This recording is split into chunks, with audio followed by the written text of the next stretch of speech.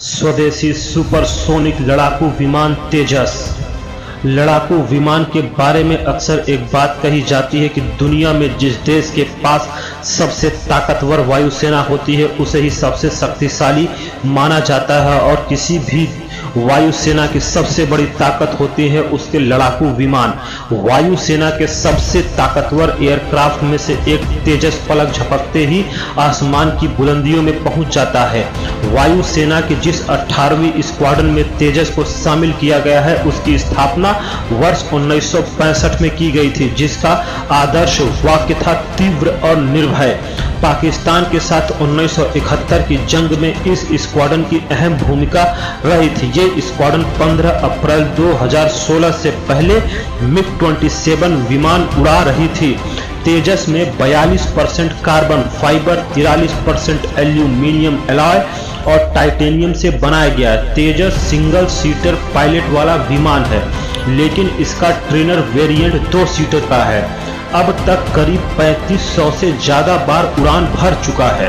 तेजस एक बार में 54,000 फीट की ऊंचाई तक उड़ान भर सकता है। LCA तेजस को विकसित करने के लिए कुल लागत 7,000 करोड़ रुपए रही है।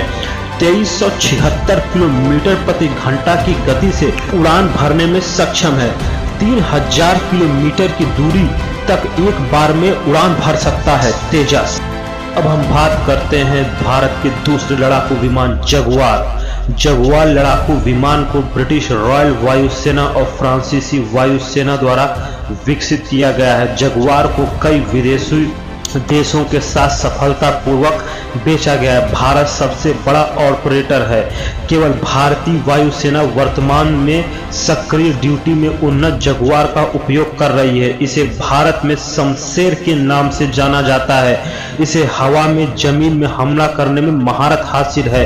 भारतीय जगुआर RAF यानी रॉयल एयरफोर्स के जगुआर से काफी अलग है और एक लाइसेंस समझौते के तहत हिंदुस्तान एरोनॉटिक्स लिमिटेड द्वारा बनाया गया है। 1987 और 1990 के बीच श्रीलंका में भारतीय शांति रक्षा बल के वर्तमान में टोही अभियानों में अंजाम देने में भारतीय जगुआर का उपयोग किया गया था। सी ईगल मिसाइल से लैस एंटी शिप रोल के लिए जगुआर का इस्तेमाल कम संख्या में किया जाता है। जगुआर को सफलता के उचित अवसरों के साथ परमाणु हमले की भूमिका निभाने में सक्षम कुछ विमानों में से एक के रूप में वर्णित किया गया है। भारतीय वायुसेना ने 2013 में शुरू होने वाले 125 जगुआर को उन्नत करने की योजना बनाई है, जिसमें डॉरिन 3rd कार्यक्रम के हिस्से के रूप में एवियोनिक्स को अपग्रेड करके और अधिक शक्तिशाली इंजन फिटिंग पर विचार किया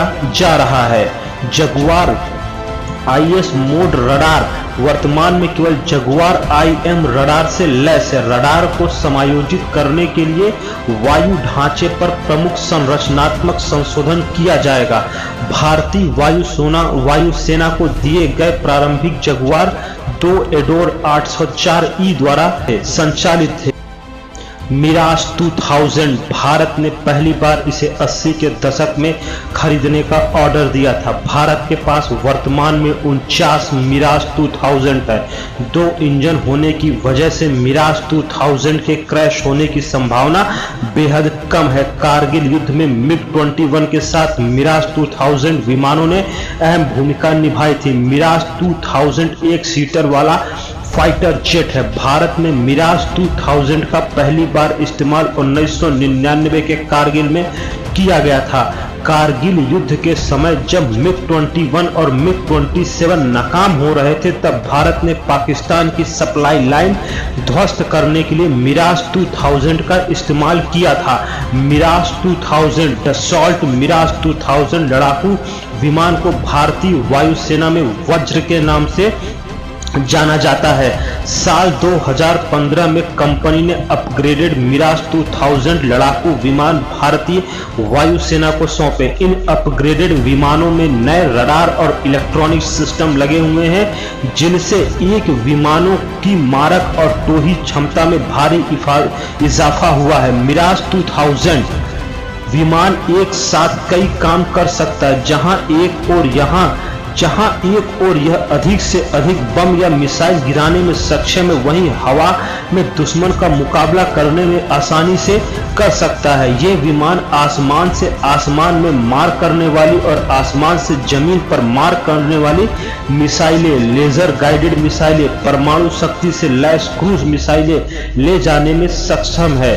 फ्रांस के इस सामरिक मल्टी रोल फाइटर बॉम्बर को कम ऊंचाई के साथ तेज गति से ले जाने, दुश्मन के भीतरी ठिकानों पर हमला करने के लिए डिजाइन किया गया है। अगर आपको ये जानकारी अच्छी लगी हो तो वीडियो को लाइक करें और मेरे चैनल को सब्सक्राइब करें। Thank you.